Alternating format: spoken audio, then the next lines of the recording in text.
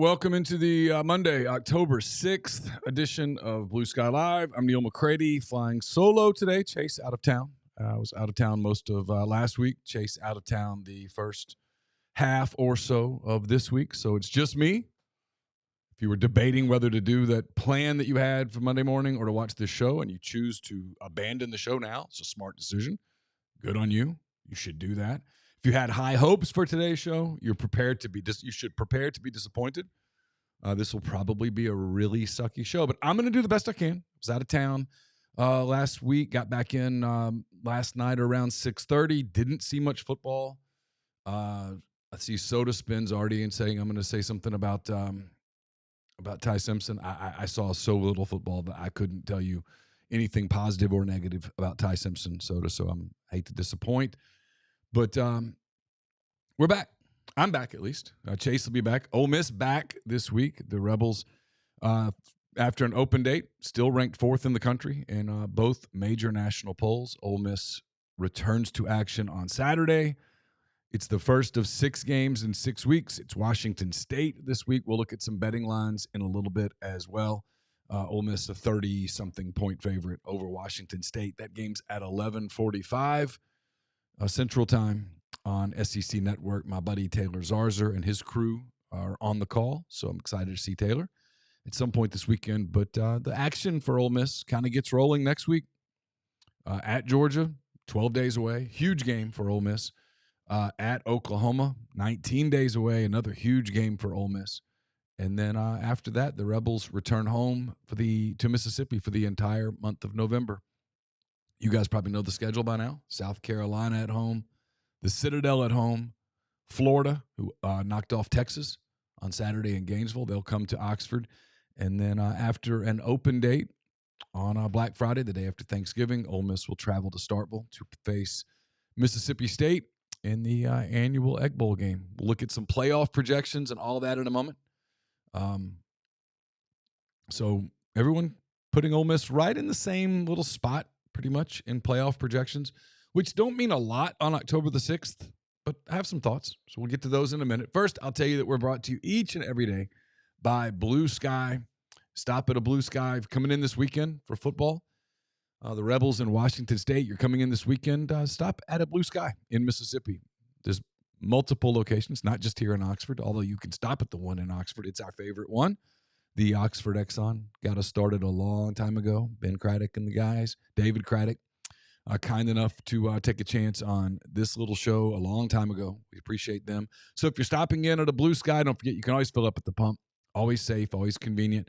And then, of course, you can go inside. You can get yourself ready for your tailgate, get a snack, get a plate lunch, get ribs, whatever the case may be, and let BlueSky be a part of your football weekend. Again, Ole Miss, Washington State, 11:45 this weekend. So got to come in early if you're tailgating, but after the game, get to head out in plenty of time to whether it's to get home or to go someplace, watch a game, whatever the case may be. On your way in or out of town, stop by BlueSky.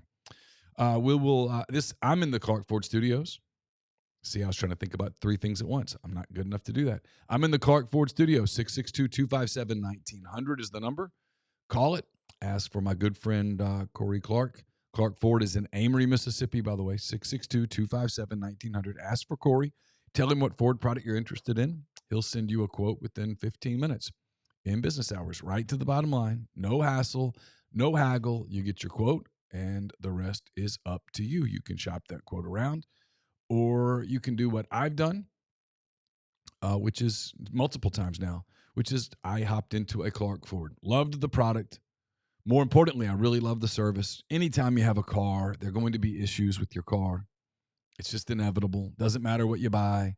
Something's going to happen. There's going to be a factory recall. There's going to be a rattle. There's going to be something that happens where you need service. And the people at Clark Ford are amazing at that. 662-257-1900. Guests will join this week on the Campbell Clinic hotline. From fractures and sports injuries to complex spine and limb conditions, the pediatric orthopedic physicians at Campbell Clinic in Oxford are the only specialized pediatric orthopedic team in North Mississippi providing expert care for growing bodies. Visit CampbellClinicOxford.com to schedule an appointment or call 901-759-3111. So back in town. I was out of town for the last 5 days or so. Left Wednesday, got back late Sunday.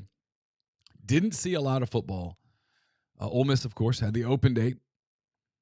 So I thought we'd start off with some playoff projections. And then I'm never one to tell people how to fan. I'm not good at it. I don't have many teams. I really cheer for two teams, one more than the other. I cheer for the Thunder a lot, Oklahoma City. They're easy to cheer for because the organization is so incredibly well run. You never have to worry about decisions. The decisions are going to be the good decisions. They're going to make the right decisions. Might not always work out, but they're going to make the right decisions. I also cheer for the Chicago Cubs, who I think make a lot of bad decisions. They're a little more stressful to cheer for. But I'll get to my point in a moment. Ole Miss, again, number 4 in polls that don't matter. But those polls are probably indicative of how the computers and the people that make these decisions would sort of view the landscape if they started a playoff projection today. So I'll pull up 2 different playoff projections. Let's see. Of course, I hit a different scene, and it goes to hell in a handbasket. Hang tight. All right, this is CBS, I think. Yep. They've got, I don't know who this is. It doesn't matter. This is my friend Mark Schlabach is one of the people that does this. He's got South Florida at Texas A&M in a 12-5 game. He's got number 11 LSU at number 6 Oklahoma in a on-campus game, in that case in Norman. He's got Georgia coming in at 10th, heading to 7th-ranked Indiana in an on-campus game.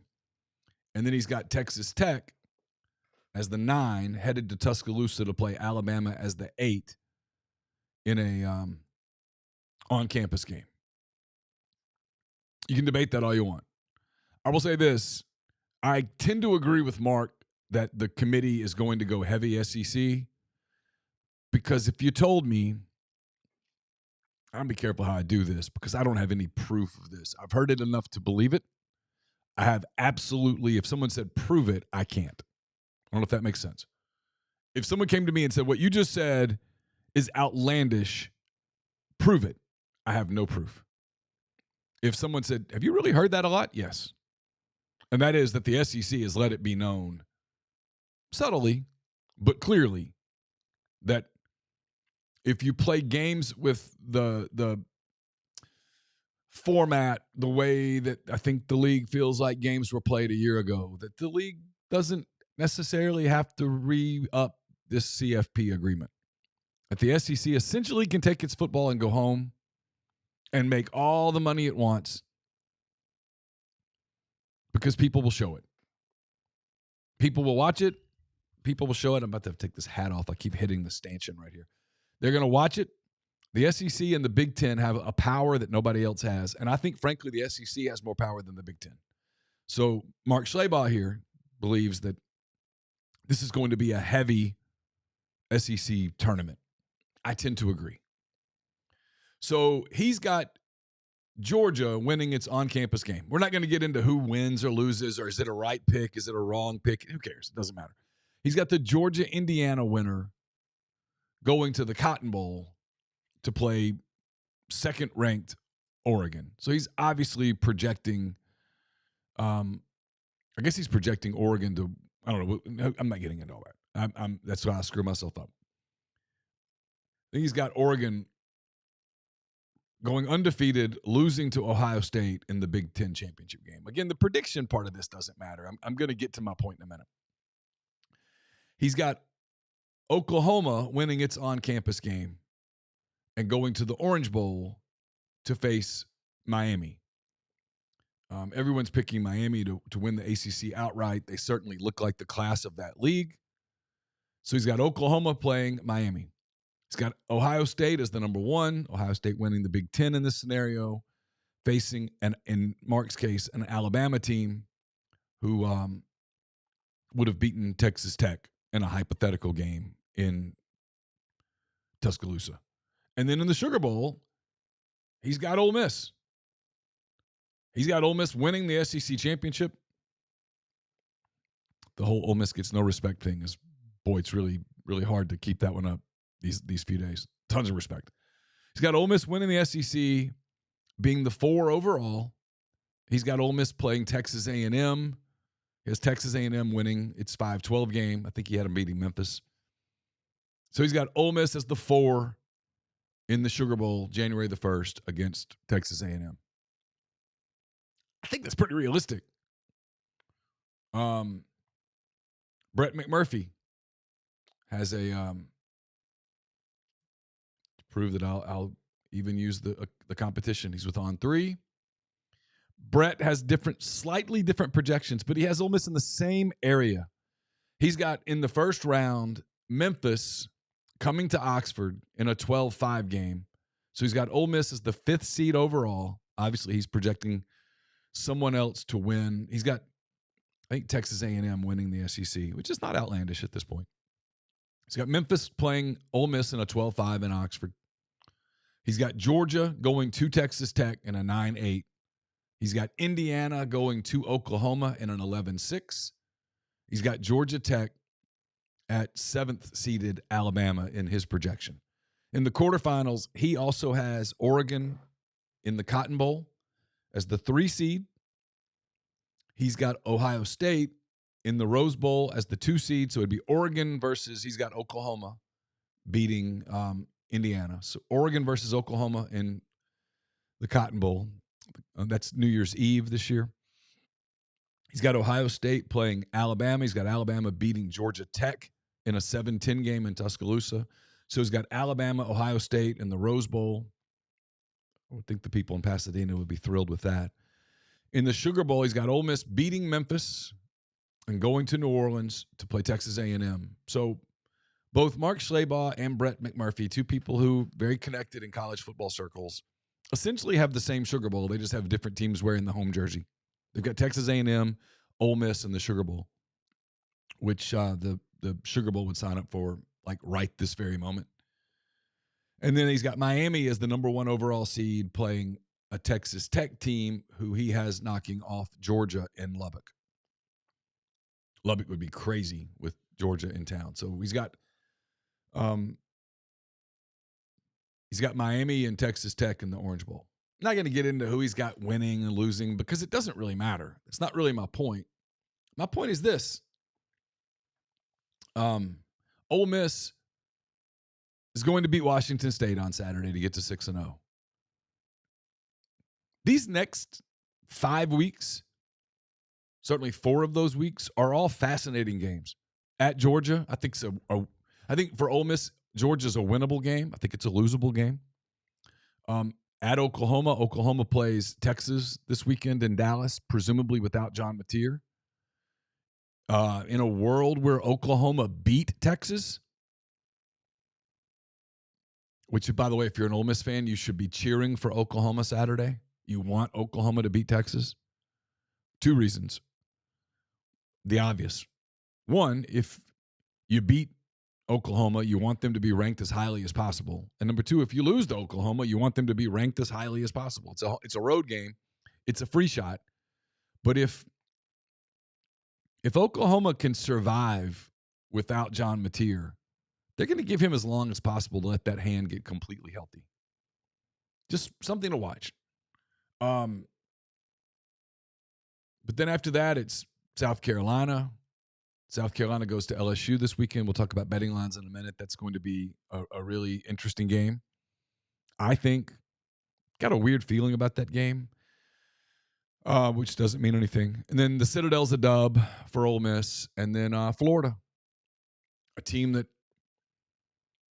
kind of, I didn't see much of it. I saw a few plays of it. We were in a bar, and I saw a few plays. I didn't see much. But it looked like Florida just sort of dominated Texas. The little bit that I saw. I don't think Texas is great. I don't think Texas is particularly good. If Chase were here, he'd be saying, hey, you need to go to a break. I'll figure out the breaks in a minute. My thing about Texas is this. Everyone is on this Arch Manning criticism thing, and he deserves it. He's not playing well. But Texas's problems, from the little bit that I see, and I'm a football idiot, I don't know what I'm looking at. I'll freely admit it. I don't watch enough to have like a Cole Kubelik breakdown of that game. But from what I see, Arch is not playing well. But you can't pin all of this on Arch Manning. They're not good up front. They don't protect. They're having to try all sorts of different protections. Nothing worked against Florida. Florida dominated the line of scrimmage. Guys aren't getting open. I don't think Texas is a particularly good team. I think it goes beyond Arch Manning is my simple point. Arch is easy to whip on because he's making a lot of money in NIL. I find it to be incredibly hypocritical when people criticize that, by the way. If someone offers you money, you should take it. You want to advertise some glasses, a car or whatnot, why would you not do it? Seems like a perfectly nice kid. I don't understand the Arch Manning hate that kind of permeates nationally other than it's hating on a rich guy. I mean, I just don't get it.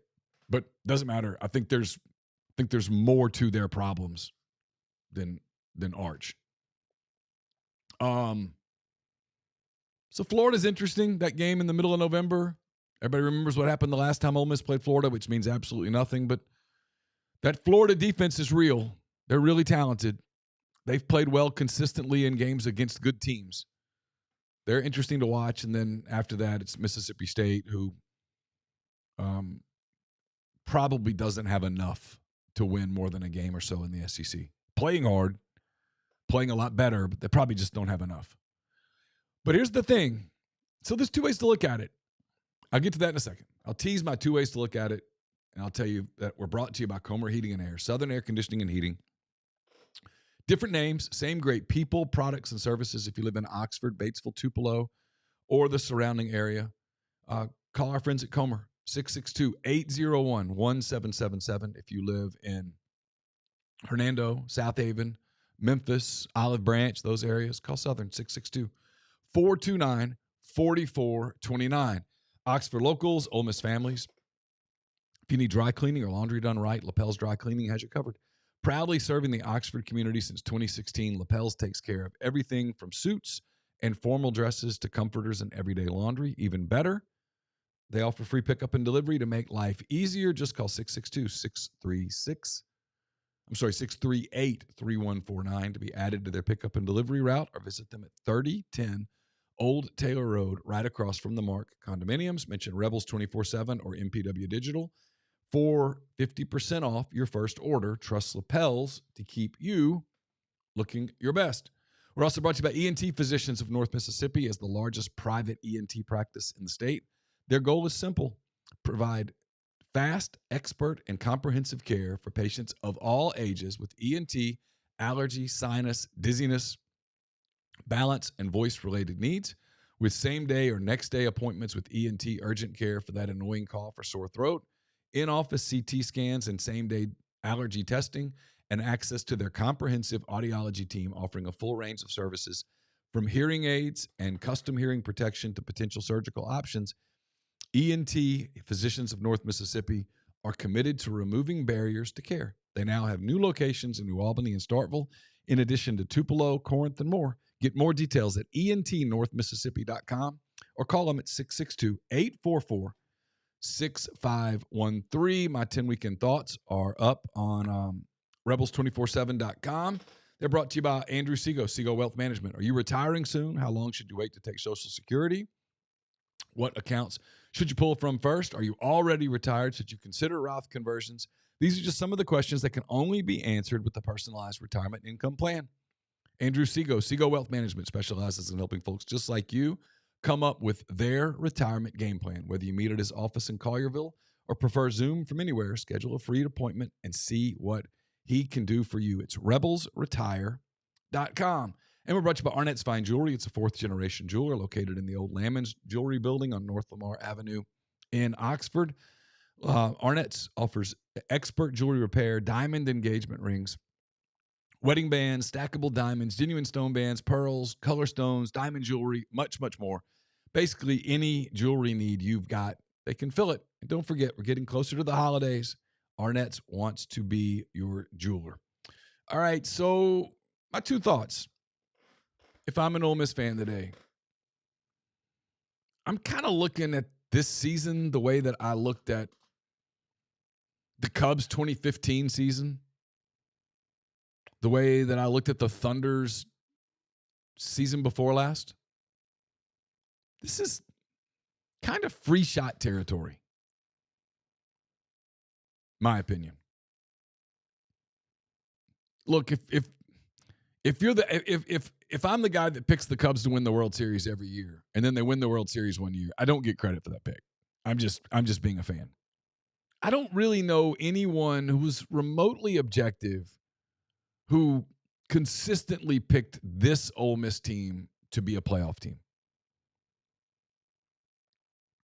They lost Jackson Dart, Walter Nolan, Princely Emanmielen, Walter Nolan. I already said him. J.J. Pegues, Jared Ivey, Chris Paul. I mean, Trey Harris. The list just goes on and on. Trey Amos. The list just goes on and on of impact players that they lost off that team. That was a team that won 10 games, probably should have won 12 or 13 games. It's a really talented team. This team's nowhere near as deep. New quarterback, the whole thing. And yet, they've positioned themselves to play very meaningful football into November for the 5th consecutive season, which is all part of the big point that I'm kind of making. So in many ways, this is free shot land. If Ole Miss doesn't make the playoff, it's typically what people expected. This team wouldn't make the playoff. If it does, whether it's the 5th seed, the 4th seed, the 12th seed, it's a monumental achievement. So if I were a fan, I'd be excited about the opportunity. Now, if you say, yeah, but this might be the best opportunity we ever get, I get it. I get where you're coming from. Because the schedule, in so many ways, shapes up in a way that you couldn't have imagined it. You're not going to play Texas A&M, who appears to be one of the best teams in the league. When I say this, I say during the regular season. You're not going to play Alabama. You're not going to play Missouri. Hell, you don't have to play Vanderbilt, who's scrappy. You don't have to play. Might have been a gift to play Texas instead of some of the other teams, because I think Ole Miss would beat Texas pretty easily. You don't play Tennessee, who I think is a matchup problem for a lot of people with that offense. There's just a lot there. The schedule works out in a really favorable way. So I get where people say that. The part where I sort of meet in the middle on this, though, and I say, well, I wouldn't do that, is the point that I made earlier. This is 5 years in a row, dating back to 2021, that Ole Miss plays meaningful football into November. Even in a world where Ole Miss loses at Georgia and at Oklahoma, November is still meaningful. You'd have to win out to get to 10-2, but 10-2 would absolutely still mathematically be on the table. It's 5 years in a row. I don't know why people presume that, okay, well, it won't continue after this. It's a pretty decent body of evidence that it will. The modern era is about 5 years old, and Ole Miss has played meaningful football into November in all 5 of those years. Doesn't mean that it always works out. In fact, it hasn't worked out yet. But there aren't many other programs that can say that. I had this conversation with my friend Gabe DeArmond the other day. He was ranking tiers in the SEC. And he sent it to me, and he said, fair? And I sent it back that I told him I thought he had both Ole Miss and Missouri too low. Because I don't know that history matters at all anymore. And I think history dates back to about 2021. I've been consistent about 2020. If your team did great, if you're an Alabama fan and you want to claim 2020 as awesome, go for it. Cool. I don't blame you.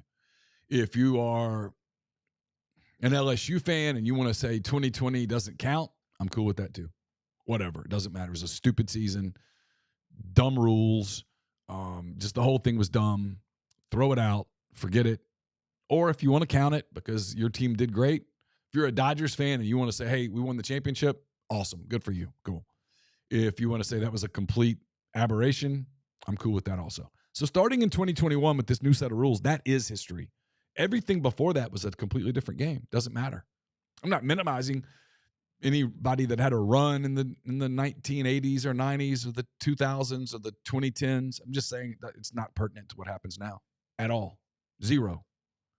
So there's no reason to think that no matter what happens this season, whether Ole Miss makes the playoff or doesn't make the playoff, that they won't be a contender to make the playoff again next season and moving forward, because Lane Kiffin has proven that he can build a program that can do this consistently. Alabama's proven that. Georgia's proven that. And that's about it in the SEC. I guess Missouri to a point, although they're kind of like Ole Miss. They haven't gotten there. You could argue LSU, Tennessee got there last year, made the playoff. But Ole Miss is right there. There's no reason to think that they're going to have some massive fall off. So, like I said, I don't want to tell people how to fan. But this should be fun right now.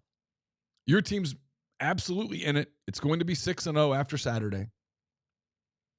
You got some question marks. I don't know that any team in the league doesn't.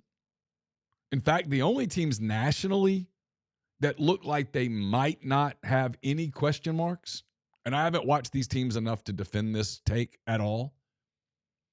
The little bit I watch of Miami, they look awfully good. They look explosive. They look like they can stop you on defense. They look like they can do a lot of things offensively. They look good. Oregon looks good. Ohio State's a very talented team. You see the talent. It pops off the page. But everybody else, and maybe even including those teams, everybody's kind of flawed in this era. No one's super deep. No one can overcome a rash of injuries. A rash of injuries could take any of those three teams down in the same way that a rash of injuries could take Ole Miss down. Easy. Right now, it's one of the reasons that, and I asked Lane Kiffin a week ago, do you think this open date comes at a good time? And he's like, well, I have no control over that, so I don't really think about it. But no, I'd rather keep playing because we're healthy. Rather delay the open date in an ideal world to when, hey, maybe you have some injuries that are nagging where you could give some guys a week off. But Ole Miss got a week off. This should be an easy game Saturday. Not going to leave the starters on the field terribly long. So Ole Miss should be pretty healthy heading to Athens. And after that, it just gets, you don't have to win them all. But if you win one of those two games at Georgia, at Oklahoma, I think the season changes from a goal standpoint. I think suddenly getting to Atlanta, competing for the SEC title, hosting a home game, those things get very much on the table. As opposed to if you were to lose both of those games, now you're trying to get in and probably be the road team in an on-campus game, which is what Ole Miss was shooting for last year. When it, I don't remember. When they lost to Florida, had they beaten Florida and gone 10-2, they probably would have hosted. They would have been right in that 8-9 range. May have hosted, may have gone on the road. But the goal at that point was just get in. If you get to host, it's a bonus. You win one of those two games, it's a completely different conversation. You somehow win both of those games, now it's a completely different conversation. You're talking about playing for one of the top 2-3 seeds, positioning yourself for a run, putting yourself in a place where after the Egg Bowl, you won't play again until either New Year's Eve or New Year's Day. Those are the things that suddenly get on the table. If you're a fan, that should be fun conversation. I sense that there's this angst that it's almost borders on anger. I'm not really sure where that comes from. It might just be a defense mechanism, but this should be a fun year right now. Because unlike a year ago where there was the angst after the Kentucky game because there's all these expectations going into the season, I don't really think there were all that many expectations going into this season. I didn't run into a lot of people who were like, man, if this team doesn't make the playoffs, I'm just going to be sick. I heard that a year ago, and I got it. You put together a team that was meant to go to the playoffs. It loses to Kentucky at home. 2 weeks later, it loses in overtime at LSU, and the rest of it was just this knot in your stomach for the next 7 weeks. That's not the case this time. I didn't meet many, and I have some friends who are Ole Miss fans who before the season they kind of hoped this team would be competitive, wouldn't fall off. This team didn't fall off. It's going to be competitive. I think it's a playoff team, just looking at the landscape. But again, my opinion from a football standpoint is just so meaningless because I don't know what I'm watching. Austin, thank you for the super chat. This is Neal. Much love to you, my guy. I know you get this a lot, but I figured I'd ask you now. Oklahoma or Georgia, which one is more likely? What's the most dangerous game left after those two? All right. I mean, I think Oklahoma's more likely just because it's really hard to win in Athens. They've lost one game there since 2019. And that was the other day. And I don't think Georgia's the monster that it's been in past seasons. I don't think the quarterback's great. I think it limits their offense.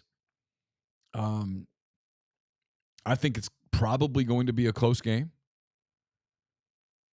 But if you told me, I mean, if they did the whole football gods drop in and say Ole Miss goes 1-1 on that road trip, who do you think they beat? I would guess they beat Oklahoma. Because if you told me Ole Miss goes to Athens and wins, man, they get to kind of play with their hair on fire in Norman. And I don't know whether Mateer plays or if he plays, how healthy he is. Oklahoma's very good on defense. It's a tough place to go play, but it's early in the day. I expect the Georgia game is going to be a night game. I expect that will be announced today. That would be my guess is that will be a game there at night. It will be an intimidating environment. The Oklahoma game is going to be a day game, probably 11 o'clock, right out of the pregame shows. My guess would be on ABC. So that's I would say Ole Miss won those games. One. If you told me they won one of those games, I would tell you they won the Oklahoma game. But I think they're both winnable. I think they're both losable. I think 2-0 is absolutely on the table.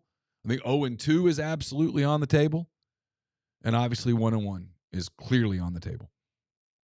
The most dangerous game after that is Florida. It's Florida. I mean, we can all do the Billy Napier thing, fire Billy and all the stuff. He's hurt, Lagway. But he made some plays the other day. And defensively, they're really good. And when you're really good on defense, you can stay in games. So that would be the one that would probably scare me. The South Carolina game is dangerous because Lenore Sellers is very good. I don't think they're as good defensively as they were a year ago. I am really curious to see their game in Baton Rouge on Saturday. That's a spot for them where the little rumblings in Baton Rouge about health and about team morale, and there's some stuff there. Be a big spot for them coming back after the loss in Oxford. It's an opportunity for South Carolina. South Carolina's dangerous. League games are dangerous. And look, you go to Starkville at the end of the season. The one thing you have to give Mississippi State is that they've played really, really hard. They've played remarkably hard the whole year. They're going to play hard that day. And so you have to show up. And sometimes the advantage Ole Miss has in that game this year that they haven't had in years past is that there is a break before it where, especially if you're playing for something that day, if you have 2 or fewer losses going into that game, you're going to have time to get mentally prepared for that. There have been years recently where I didn't think Ole Miss was super mentally ready for that game because of a loss right before it. They lost in Fayetteville, turned around 5 days later, and all the Kiffin rumors and all that stuff. They were not a dialed-in team. Mississippi State was and beat them. Last year, coming off the Florida loss, I didn't think Ole Miss was super dialed in. They won the game, but it was closer than it should have been just because they're humans. By the way, if you have any other questions, put them in the stream. I'll try to get to them. I know there were probably some early. I didn't see them because I was trying to work my way through the beginning of the podcast by myself, which is one of those things I'm not particularly good at. I saw Chase did a couple of them last week. I'm not as good as other people are at the solo podcast anymore. Speaking of, we're brought to you by the College Corner. If you're coming up this weekend, stop by the College Corner. Plenty of polos, tees, hoodies, quarter zips in stock. Bunch of home games still left. You still got all the ones we talked about: Washington State, South Carolina, the Citadel, Florida. Half of the home schedule still to go. So you have plenty of reason to stop by the College Corner. Don't fight the traffic on the square or Jackson Avenue. Just come to the new location, the Oxford Commons, right across from the new Chick-fil-A. Plenty of parking's available. Their staff's going to have you in and out on your way to the Grove, on your way to the stadium in no time. All of the brands you're looking for: Nike, Horn Legend, Champion, Antigua, to name a few. You can also stop by their locations in Jackson or collegecornerstore.com. Came home last night. Had to bring some stuff upstairs. I can remember there being times in the previous years where I dreaded going upstairs because the floors were so gross with the carpet. It just felt dirty upstairs. Last night, felt so good to walk upstairs. New flooring, felt clean. It's much easier mentally to do. Kaiser Flooring did that for us. They'll do it for you as well. Get new floors from Kaiser Flooring. They're certified installers. They're proud to offer a wide range of options, included heated tiles, laminate, vinyl, hardwood, and much more. They do a fantastic job. They communicate incredibly well. You need to get in touch with them if you're thinking about upgrading something, remodeling something, or if it's just like you're like us, it was time to rip the nasty carpet out. Kaiser Flooring is the place to go. KaiserFlooring.com. Locations in Oxford or Batesville. Excuse me. We're also brought to you by Argent Wealth. Argent's based in Ridgeland, Mississippi. They represent clients in more than 20 states. They've got the ability to provide detailed, specialized investment management, financial planning, retirement planning for individuals, and much more. At Argent, investing is treated like a commodity. Decisions are made using objective information and research, not emotions.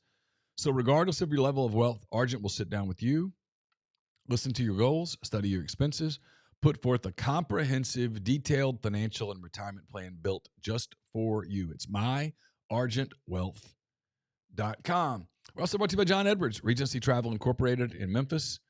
John's part of Virtuoso. It's a worldwide network of travel partners that allows him to supply his clients with added values, unique benefits simply not available to other travelers. John traveled the globe for 37 years before he got into the travel business. He knows the extra attention that's needed to make a special trip one that creates a lifetime of unique memories. So get in touch with John.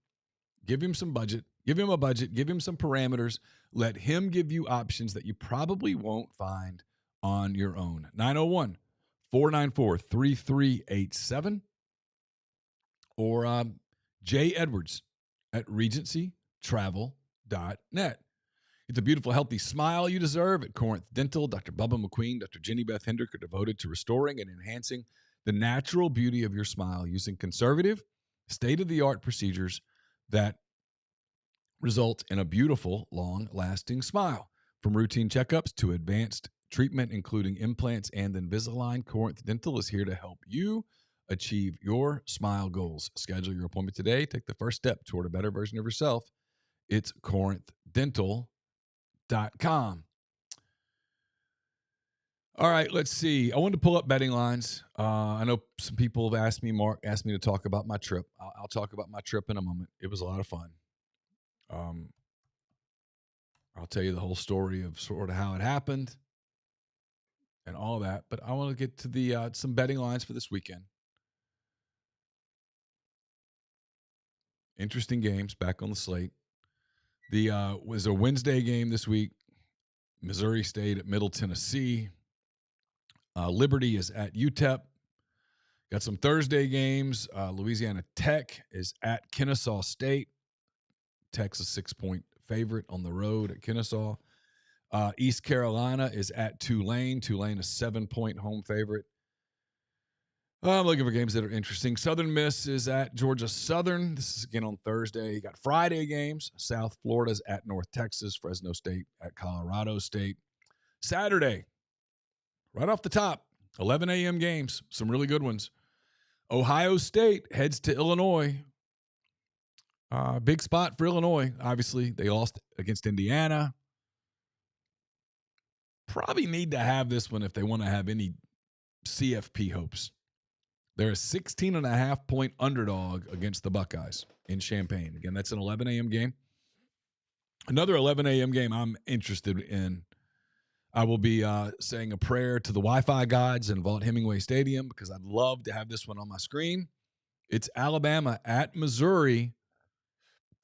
The Tigers, a 3-point home dog this week against Alabama at 11 a.m. Big opportunity for Mizzou. If Mizzou wins that, no one talks about Missouri in the playoff race. If Mizzou wins that game, we have to start talking about Missouri in the playoff race. And obviously, if Alabama wins that game, we probably have to start talking about Alabama in a little different way as well. Pitt at Florida State. UCF at Cincinnati. UCLA coming off huge win over Penn State. They go to Michigan State. That's a 7.5-point underdog. The Bruins are. Washington State, as of right now, is a 32.5-point underdog in Oxford against Ole Miss. The over-under in that game is 58.5.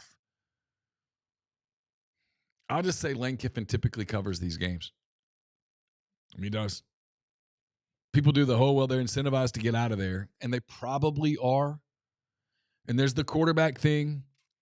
I'm sure there'll be quarterback questions today about Austin Simmons' health, about is he naming Trinidad Chambliss the starter? My guess is he will. He put out a tweet this morning that included the Trinidad flag. I don't read a lot into Lane Kiffin tweets because sometimes I think he's just trolling. But we'll look for that. Is it Maddox plays or does Simmons come in as a backup to get some rust off? I don't know the answers to these questions. Is Simmons healthy? I don't know the answers. We'll find out. But Washington State right now, 32.5-point underdog at Ole Miss. Indiana is at Oregon. Big shot for the Hoosiers right here. Kind of a free shot for the Hoosiers. 7.5-point underdogs at Georgia. Oklahoma and Texas meet at the Cotton Bowl in Dallas. Oklahoma is a 3-point underdog against the Horns. I must be missing something. I love Oklahoma here. Notre Dame's a 22.5-point favorite at home against NC State.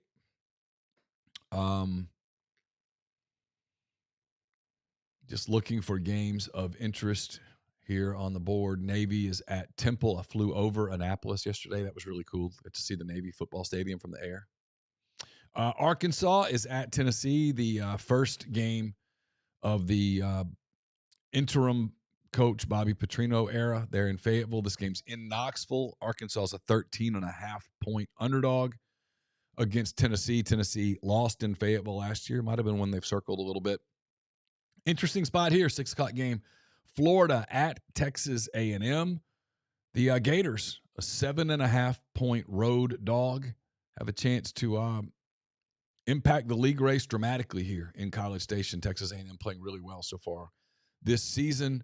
My guys ULM coming off a beatdown at Northwestern. They go to Coastal Carolina as a 2.5-point favorite. Georgia is at Auburn. Big spot. Big spot for Hugh Freeze. Needs this game in so many ways. Georgia's only a 3.5-point favorite at Auburn. I don't know what you think of that. I look at that and think that's pretty interesting. Michigan's at USC. The Trojans a 2.5-point favorite. Kansas is at Texas Tech. The Red Raiders just playing lights out football in the Big 12, a 14-point favorite at home. Clemson, a 14-point favorite at Boston College. South Carolina, am I reading this right? 9.5-point favorite. This line has gone down a little bit. 9.5 points. South Carolina, 9.5-point dog at LSU. LSU favored by 9.5. The money line on that, case you're interested, and I am. South Carolina is a plus 295 betting line. BYU, 2.5-point favorite on the road at Arizona. Arizona State, a 5.5-point dog at Utah. And then the late game is Utah State at Hawaii. Hawaii, a 1.5-point home favorite in that one. So those are the games to be looking for. It's a big spot for Hugh Freeze. This is one that at some point he's got to win a game, or they're going to start to turn on him. You've got an opening at Arkansas. Hard for me to believe that Kentucky is not going to bite the financial bullet and create an opening there. Now's the time. Everyone knows it. You still have the Shane Beamer, Virginia Tech rumors. Billy Napier, as Tyler Siskey always says, 7-day contracts right now. He got a new one, a little safer than he was 7 days ago. Rumblings, I don't know if they're true or not. I hear them. I don't know if they're true. So it's kind of like the thing earlier where if someone says, hey, Neal McCready reported, no, I didn't. I'll just say that I've heard rumblings that Jeff Lebby's looking around to try to get out of Mississippi State. If someone came to me and said, prove it, I can't. Does that make sense? But you hear it. And my point is this. If you think you're in the market for a coach, this is the year that you want to go ahead and pull the trigger. Because especially if Florida's not going to open, and I think they want to give him more time, if at all possible, at Florida. The administration, I know boosters want a different thing. I don't think the administration there wants to pay a heavy price tag. I hear that consistently.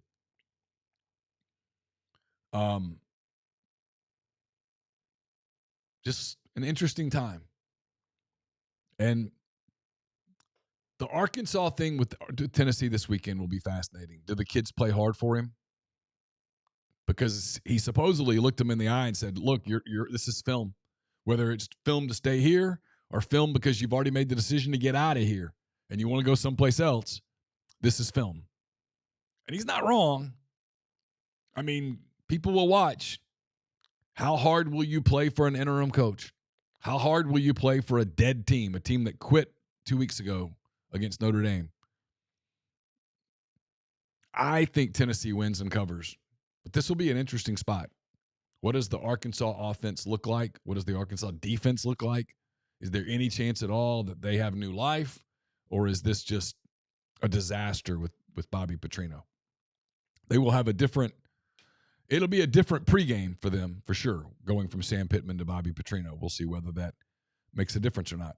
All right, so I'm going to do one last ad break. And then on the other side, I'll got questions. I'll take them. People want me to talk about my trip. I'll talk about my trip if you want me to. It doesn't matter to me. Brought to you by Parrish Brewing Company. Parrish Brewing Company, located in Broussard, Louisiana. They have a simple goal. It's to make awesome craft brewed beer. I think they do it really, really well. I think they've achieved their goal. But you shouldn't take my word for it. You should try it yourself. Whether you're looking for IPAs, they've got a great one. Dr. Juice, they've got a phenomenal double IPA. If you like double IPAs, hand raised. Ghost in the Machine is fantastic. I had one this weekend that's in the mix. It was awesome. Try Parrish Brewing Company's Pilsners. Their Oktoberfest is fantastic. Really, really good. You should try Parrish Brewing Company wherever you look for beer. Your grocery store, your restaurant, whatever the case may be. Look for Parrish Brewing Company. I'll have a mailbag to you on Wednesday. It might be in podcast form since Chase will be out of town. However it is, it will be brought to you by Art Hayes, Sotheby's International Realty. Soda Spin says, dude, took your advice. Ghost in the Machine is awesome. It is. It's fantastic. It is awesome. One of the best beers you'll ever have. Art Hayes, Sotheby's International Realty. If you're thinking of making a move, put the power of Sotheby's to work for you. As a licensed agent with Sotheby's and a supporter of all things Ole Miss, Art can help you buy or sell in your hometown or anywhere in the world at no charge to you. Seriously. So call and ask Art how.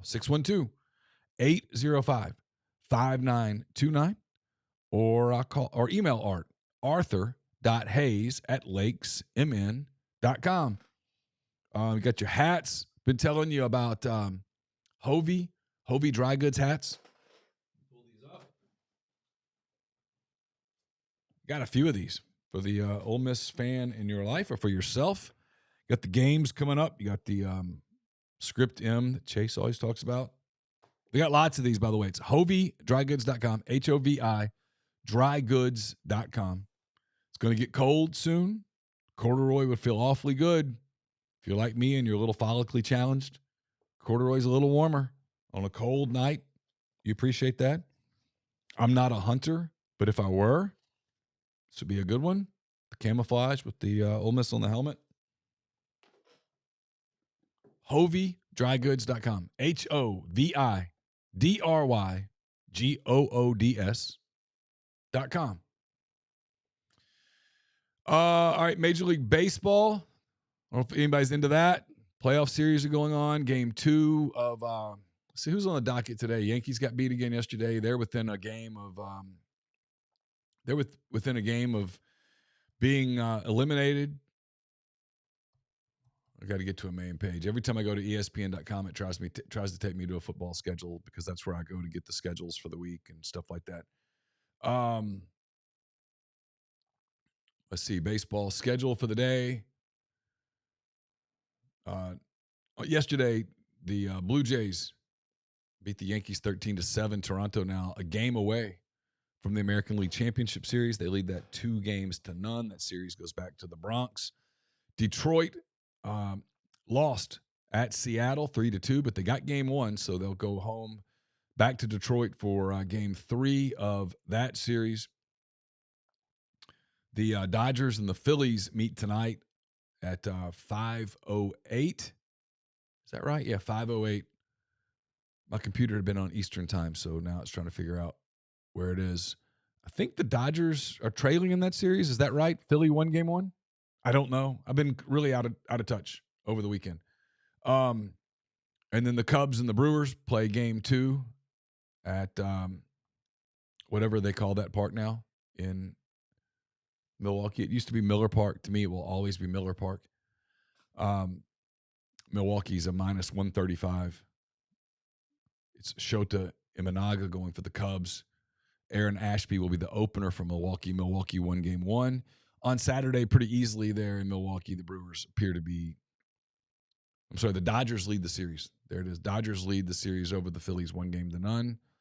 Milwaukee leads 1-0 over the Cubs. So the two National League teams play today, then back to the American League on Tuesday. Seattle's at Detroit in game 3 of that series. Toronto at New York tomorrow night in game 3 of that series. So I think that's it. I think the National League is playing every other day, which is probably an advantage for the Cubs because their bullpen is shot after the series against the Padres. That's going on today. And then tonight in the NFL, looking for schedule. It's where am I? Oh, here we go. It's Kansas City at Jacksonville tonight, the Monday night game. 7:15 on ABC, ESPN. The Chiefs, 3.5-point favorite there in Jacksonville. I don't hate the Jags there. Just my opinion. All right. Got a few minutes left if you have any questions. I'll try to do it. What's my nephew Henry Parrish doing now? I haven't talked to Henry in a while. I need to, as we approach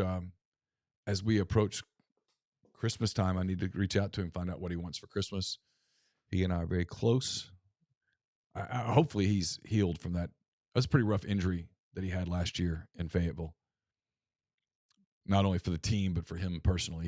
I thought he was having a really good season, proving that he was a versatile enough back to at least get a look at the next level. That was a rough injury. Kind of got overlooked that day because it happened so early in that game. And then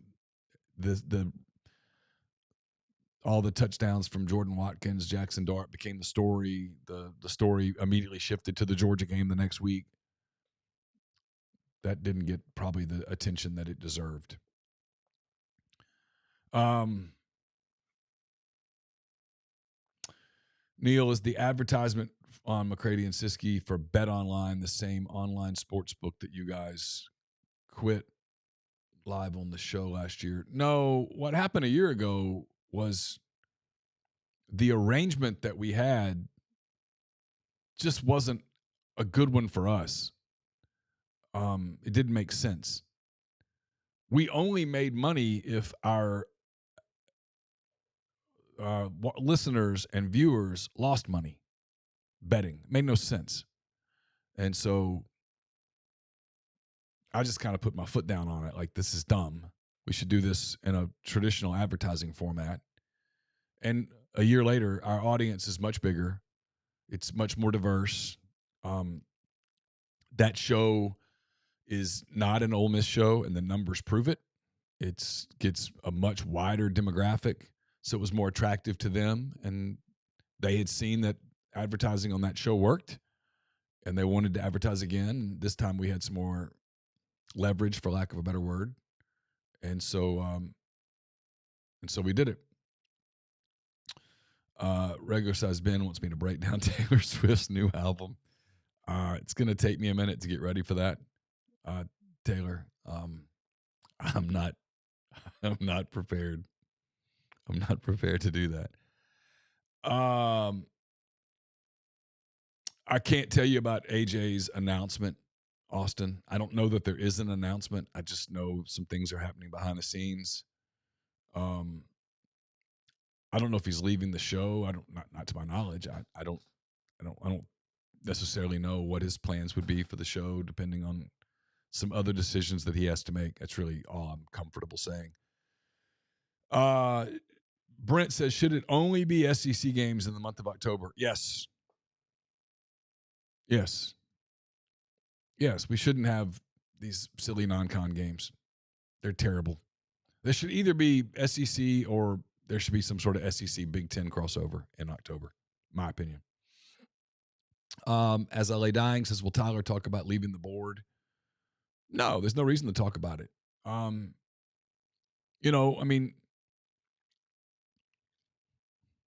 He wasn't paid to be on rebels247.com. He was doing it out of the goodness of his heart. That was simple as that. He was being a contributor to that site as a favor to his friends. It's the same reason he does the postgame show. He doesn't make any money off of it. I don't know that he's really marketing anything. He does it out of the generosity of his spirit. That's really the truth. I don't know the whole story. I just know parts of it. He got frustrated with there's a vocal group there that simply don't like Tyler Siskey. They hold it against him, the binoculars thing, which is the stupidest thing in the world, by the way. He was working for Alabama. They were really like Alabama was literally paying his paycheck. He was working for Alabama that day. Alabama was playing Ole Miss. His job was to help Alabama win a football game. That was it. That's what he was paid to do by Alabama, to help Alabama win a football game that just happened to be against Ole Miss. It would stand to reason on that day that Nick Saban, then the Alabama coach, would lean into Tyler's institutional knowledge, not only of the Ole Miss roster, but of Hugh Freeze, who Tyler had worked for at Arkansas State and Ole Miss. That's pretty obvious. The fact that Ole Miss didn't change its signs at all, knowing that Tyler Siskey would be on the other side, is a knock on Hugh Freeze, not Tyler Siskey. Again, this is pretty basic stuff. You guys know this.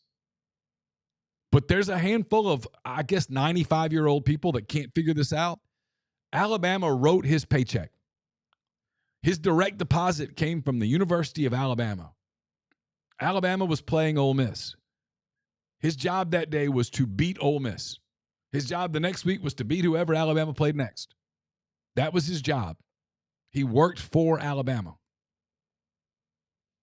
I don't know why how that gets lost on people. I don't know, but it does.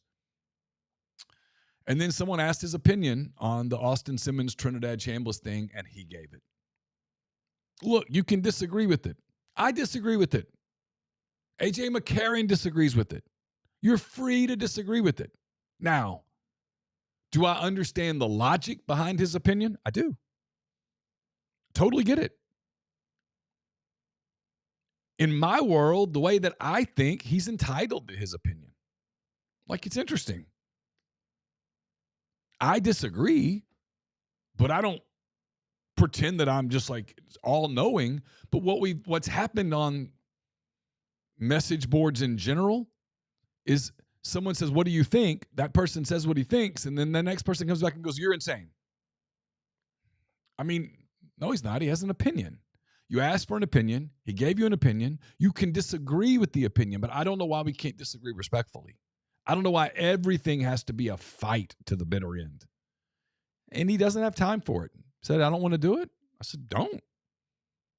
It's not complicated." And look, it's for some people here's the crazy part. There are people that wanted him off the board. He's off the board, and now they can't stop talking about him. I think it's a loss for the board. It's my opinion. You're free to disagree. I'm not going to keep debating it. I have my opinion on it. But, I mean, is it soft? I don't think it's soft. I don't think, hey, this makes me miserable, I'm going to stop doing it, is a soft thing. I think that just makes you smart. So I don't think it's soft at all. I mean, but look, I know Tyler better than a lot of people, right? So I know the kind of person he is. I know how good of a person he is. And I have a tremendous amount of respect and appreciation for the fact that every Saturday, like last Saturday when Ole Miss beat LSU, it was a 2:30 game. The game's 2:45 game. The game ended at 6:20. I remember looking at my watch, 6:20. I know Tyler has friends on both the Georgia and Alabama staffs. They were getting ready to play one another. I know that he there was another game he wanted to watch. And he was able to see those games, but he didn't get to sit and watch those games the way that he wanted to sit and watch those games because he was doing the post-game show with Chase and with Jeffrey. Because that was one of those games that, even though I had a lot of my work done, the Ole Miss LSU game was still undecided in the fourth quarter. There was still work to do. It took a while, for whatever reason, for Lane Kiffin to get to the post-game. I was 2 hours getting onto the show. So, I mean, it would be a difficult assignment for Chase to sit there and talk by himself for 2 hours. He could do it. He's good at it. He would be fine. But the show absolutely is made better by the fact that he gets Jeffrey and Tyler on at the beginning of that show. So that's where it is.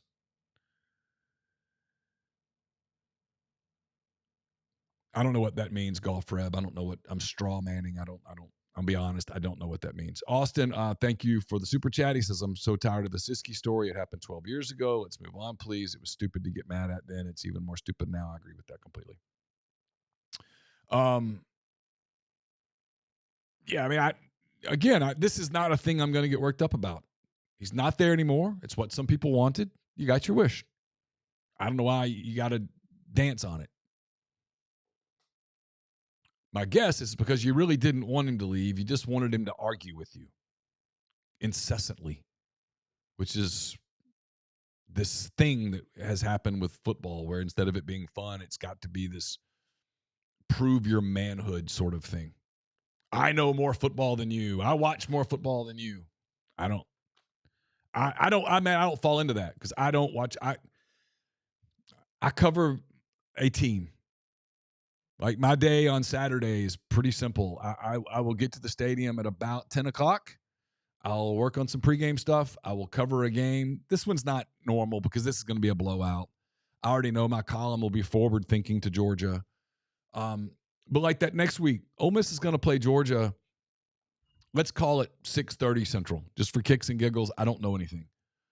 I'll have to leave 2-ish to get to the stadium and stuff in time to avoid parking catastrophes and all of that. I'll get to a stadium. I will work until 1 in the morning. I'll drive back to my hotel, get there at 2 in the morning. I'll take a nap, basically get up and drive home and work. I'm not going to see a lot of other football. So I'm not going to be able to break down other games.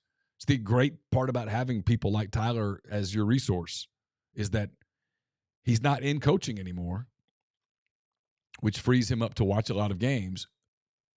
I would argue, and you're free to disagree, that he knows what he's looking at, and that's a resource for us. Because most Saturdays, I spend my time covering the Ole Miss game. I go to the Ole Miss post game.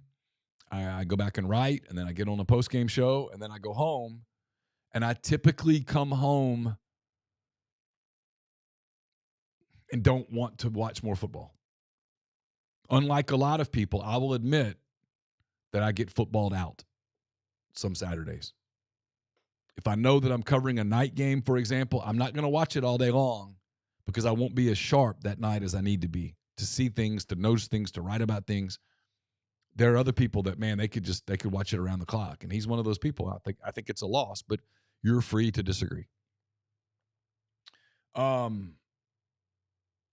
Grove Bowl, Sammy, is don't hold me to this. I'm pretty sure it's the 11 a.m. game on the day after Thanksgiving on ABC. I'm not positive. Grind, you say 2:30 game next week, man. From your mouth to God's ears. Let's look at the schedule. Pull up my readers. Let's look at the schedule. See if we can figure out next week. So October the 18th. Is that right? Yep. Ole Miss at Georgia. Okay, here we go.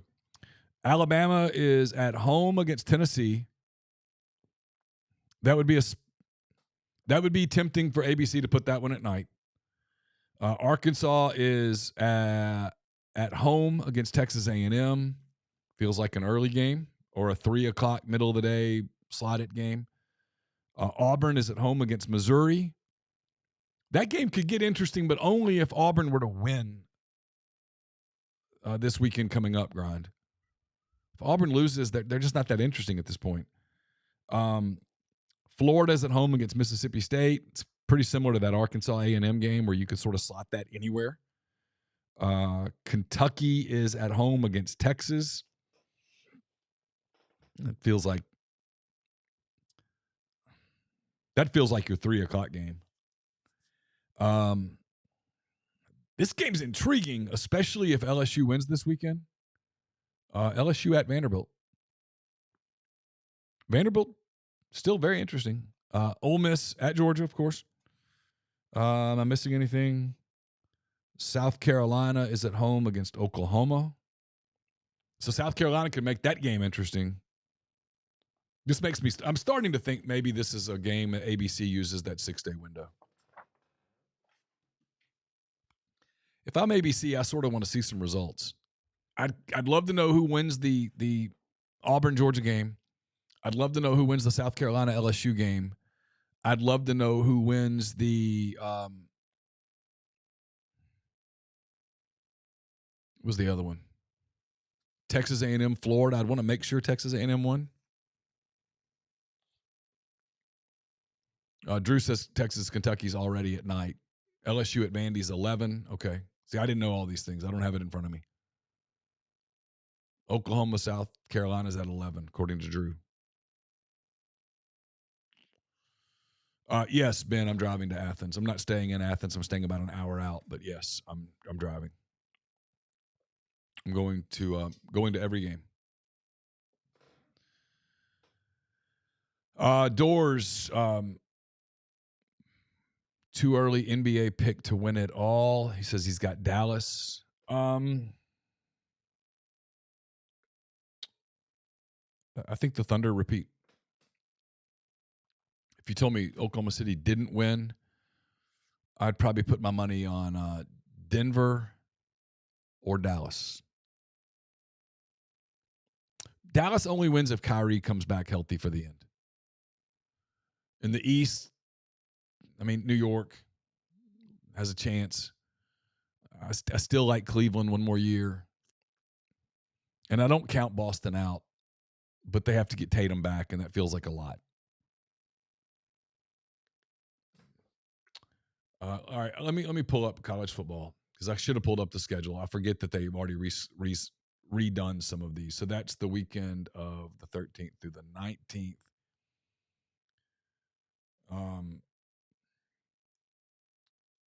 It says Ole Miss at Georgia TBD, Texas A&M at Arkansas TBD, Oklahoma South Carolina TBD, Tennessee Alabama TBD.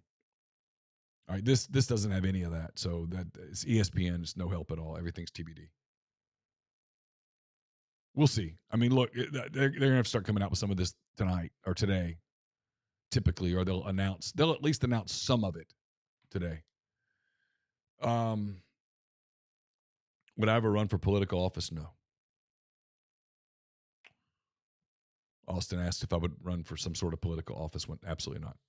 No, 0% chance. Nothing. I would not do that.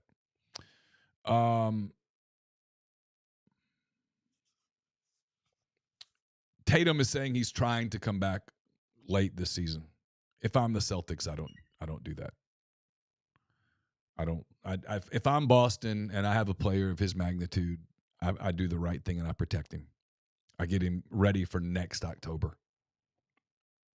I don't run the risk of him coming back too soon and suffering a career-ending injury. He's too good of a player. He's too good of a guy. Means too much to their organization. They have a ring, which buys you patience.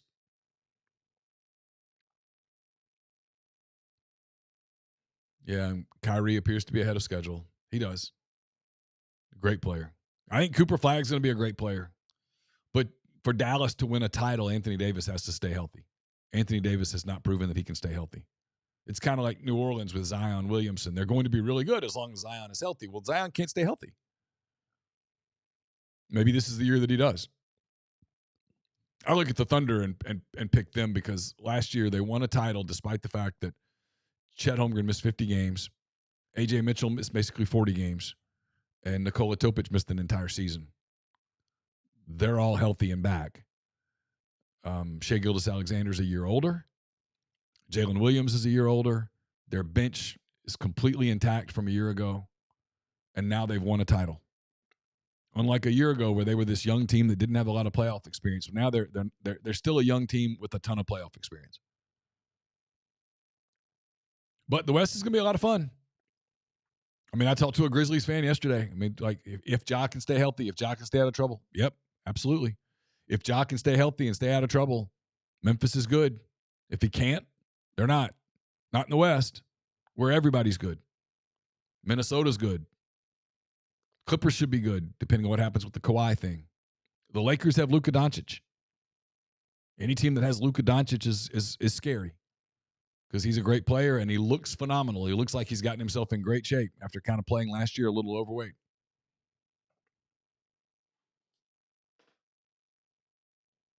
But it should be a lot of fun. I can't count on AD to stay healthy. Just hasn't proven that he can do it. I hope he does. I hope everybody stays healthy and it's a phenomenal season for everyone involved. That would be awesome. I love it. NBA starts 2 weeks from tomorrow, and I'm psyched.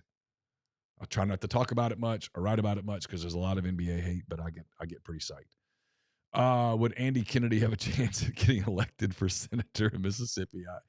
I suspect Andy and I think very similarly as it pertains to running for political office. I don't think he'd have any interest in that at all. All right, we'll have coverage at rebels247.com today. Lane Kiffin meets with the media noon-ish. Next week's schedule should at least partially come out, maybe completely come out noon-ish. They typically do that after they announce all the players of the week from the game before. The week before, I should say. So there'll be all the SEC Player of the Week announcements. Usually around 11:30 or so is when the league starts to release that stuff. Obviously, Ole Miss won't be involved in that. They didn't play this past week. But we'll have coverage of Lane's press conference today, and then we'll dive into some other stuff. I'll be back with you tomorrow for I don't know if I'm solo or not. Chase mentioned something about coming on. Hopefully he doesn't. I hope he enjoys his vacation. I'll come on and we'll talk about what Lane said. We'll look at some other storylines that will develop. Again, a big night in Major League Baseball tonight, playoffs, NFL Monday night game, Jacksonville, Kansas City there in Jacksonville. So we'll have a lot to talk about on the next edition of Blue Sky Live. So until then, take care.